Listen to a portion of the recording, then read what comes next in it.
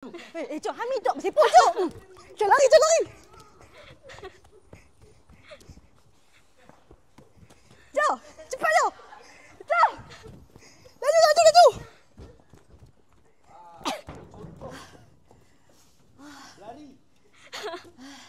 Penat. Boh, kami ni kat Pamat jangan lari, boh. Boh pergi lari pula. Aduh, penat Ini ni. salah satu contoh. 8 ke, nak 12 ke? Oh. Nak 12. Wow. 12 nanti dekat dalam gudang lagi satu. Yang ni kalau ayam tumpah, orang tak Tommy. Kembung. Kembang tak? kembang. Ini solid. Solid.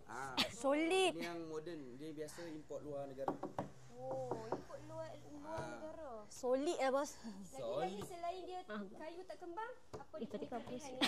Rendam dalam sungai tak ada apa-apa. Atau kelebihannya. Ni nak jual balik ada lagi? Ada lagi. Nanti Cik Abang tak Alamak, apa ni? tak mau pakai dia jual. Ataupun Cik yang jual. Cik buatlah, Cik jual. Kalau nak tengok lagi meja yang besar, kita kena ke dalam lagi. Dia lari pula dah. Jom, jom. Hati-hati kaki Jom.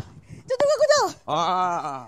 Aduh, mampu aku lagu ni. Allah Muhammad Rasulullah. Allahumma barik lana fi ma razaqna wa qina adzabannar. Tu nak berapa besar? Aduh. Ai. Ya, ini yang highest quality. Ini quality biasa ni. Ini market biasa banyak, tak payah ambil baik ni. Banyak.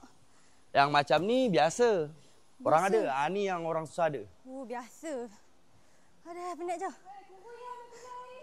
Wah, macam ni. Ni sambil beli sambil selesai ke, bos?